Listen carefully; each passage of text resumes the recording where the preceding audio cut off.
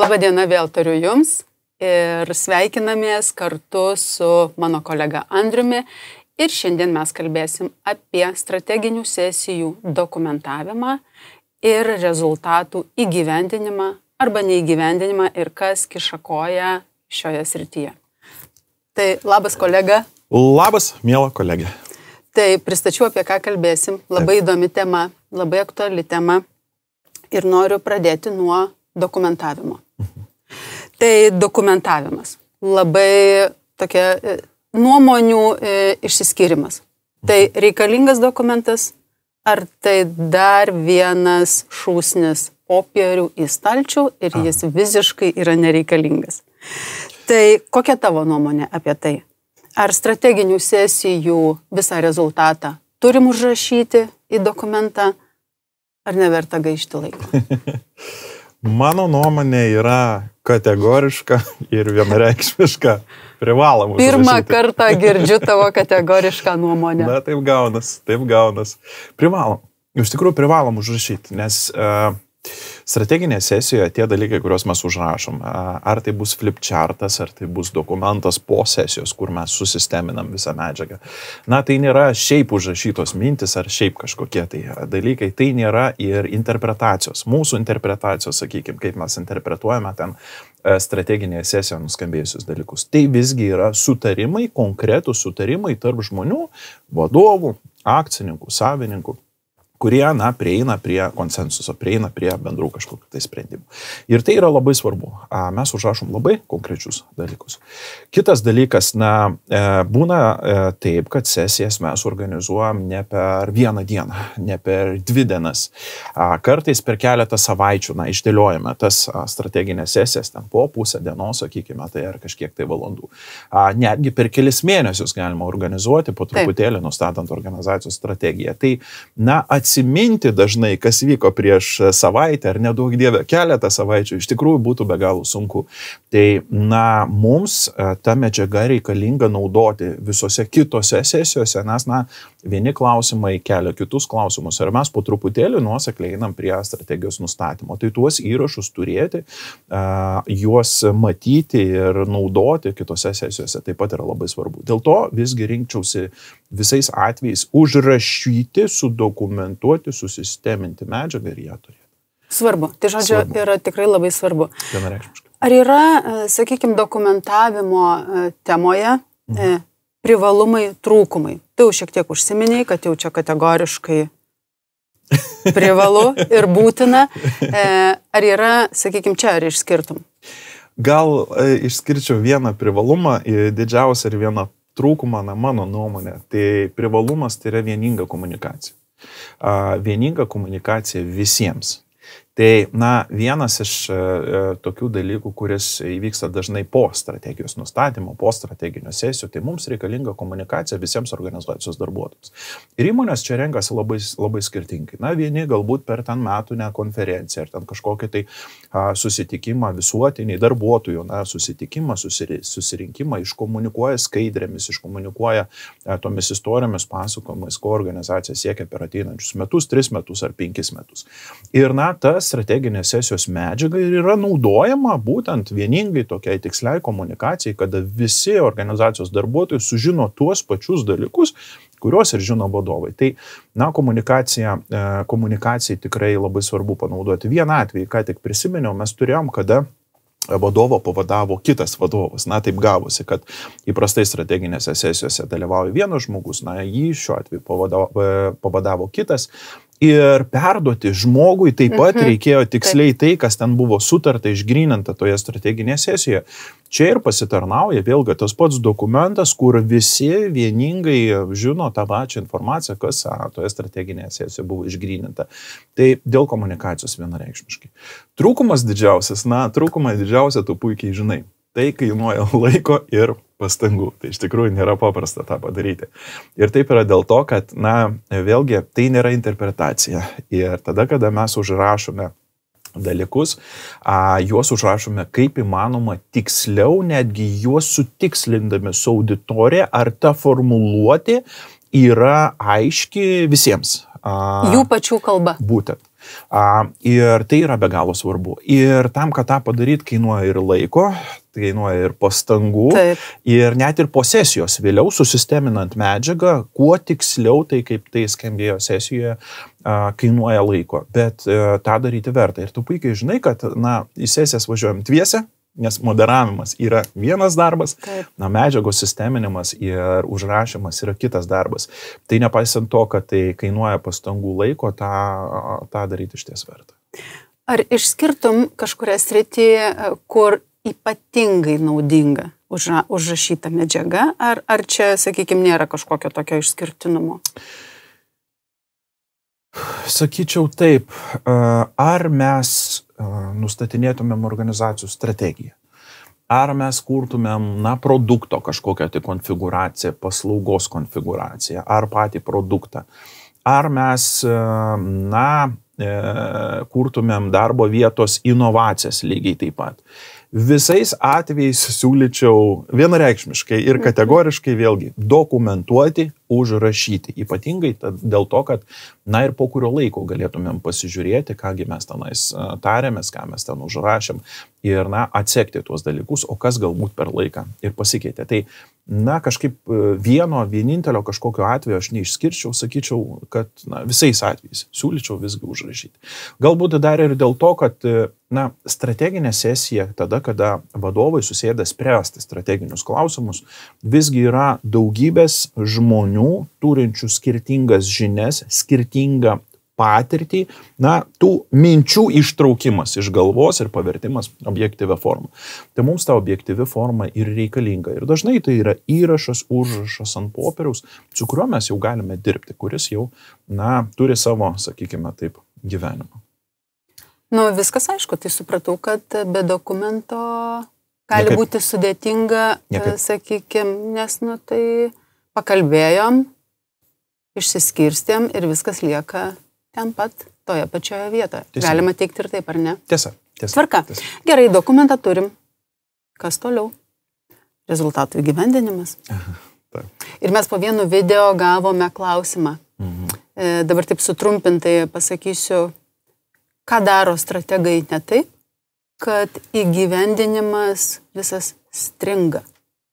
Ir čia jau ne tai klausimas dokumentą turi, neturi, bet čia jau pats įgyvendinimas pats. Tai va čia būtų mano pagrindinis tau klausimas. Tai kokios kliūtys, su kokiomis kliūtimis susiduria patys tie strategai, kad va čia jie šitoj vietoj užstringa?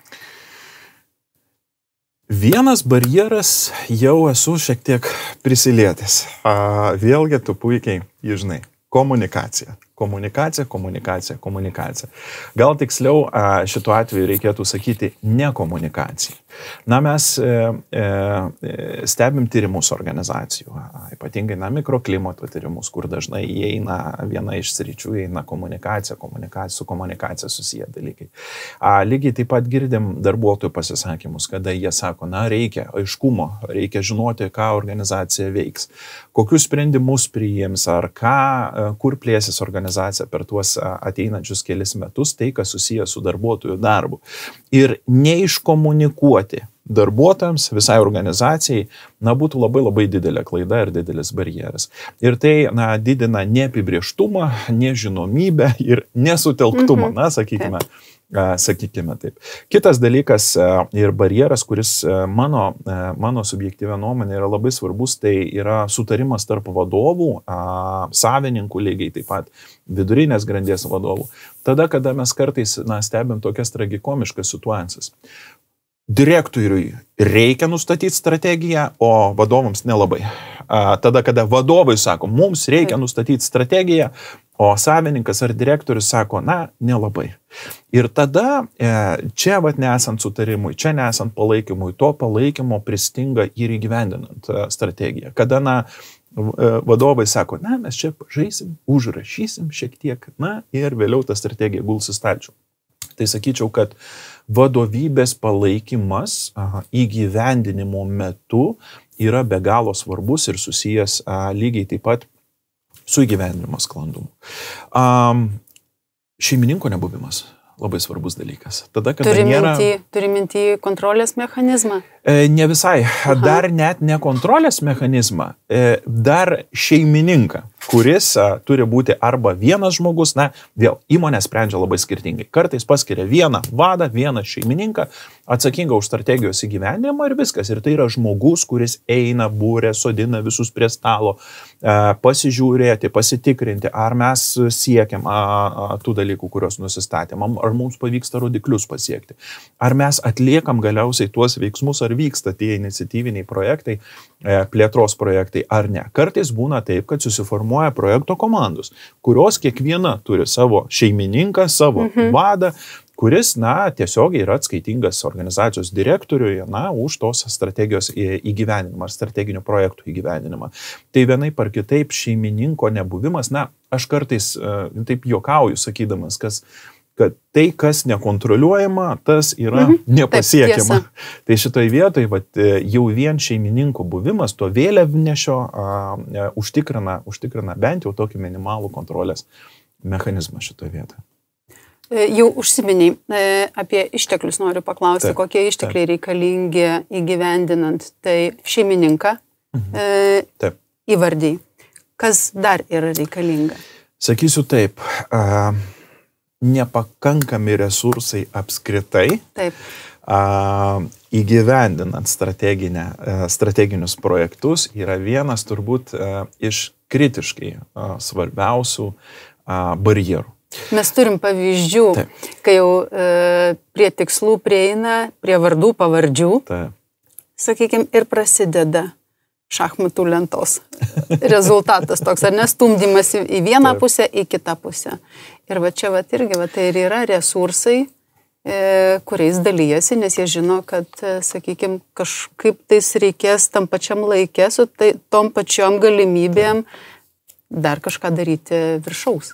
Be jokios abejonės. Ir tai yra daug dalykų. Čia galbūt irgi nėra gal savaime suprantama, bet svarbu pasakyti, kad tie plėtros projektai yra pakankamai sudėtingi. Ir labai dažnai jiems reikia papildomų resursų, kurių iki tol organizacija galbūt ir neskyrė. Dėl to mes sakom, kad strategija apskritai yra ir organizacijos resursų nukreipimas tų tikslų įgyvenimui arba tų tikslų vykdymui. Tai šiaip strateginėse sesijose mes dažnai planuodami tuos plėtros projektus numatom bent jau preliminarius resursus. Ir tai gali būti daug dalykų. Tai gali būti dešimtis ar šimtai tūkstančių investicijų. Tai gali būti papildomi žmonės, papildomi etatai. Tai gali būti papildomi skyriai, kurie turi susikurti, ar gal net kai kurių skyrių naikinimas. Tai gali būti naujos įmonės, kurios gims arba yra superkomos, pastatai. Žodžiu, resursų klausimas vienaip ar kitaip šitoje vietoje yra neišvengiamas ir skirti resursus įgyvendinimui yra be galo svarbu. Gerai, skiriam resursus. Taip. Turim viską nusimatę. Taip.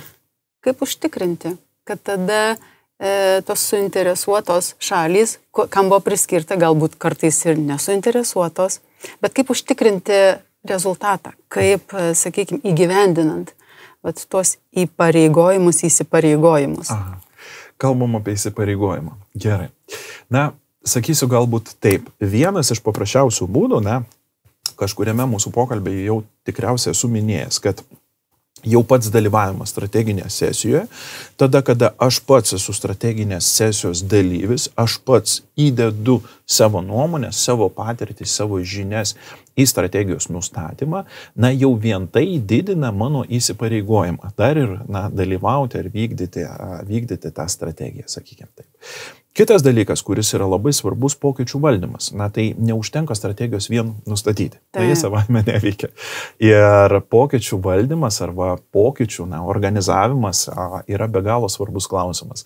Nes vėlgi nepavyks tikriausiai arba nebus vertinga, jeigu pokyčius įgyvendinsim buldozeriu, atsiprašau už išsireiškimą. Revoliuciją, taip darysim. Aš dar nemačiau, kad organizacijose revoliucija suveiktų kažkaip tai ir atneštų iš tikrųjų vien tik tai vertę. Tai, valdant pokyčius iš tikrųjų be galo svarbu ir kad organizacijos darbuotojai, matytų būtinybę to pokyčio. Tai kodėl reikia tos plėtros, kodėl tie pokyčiai reikalingi.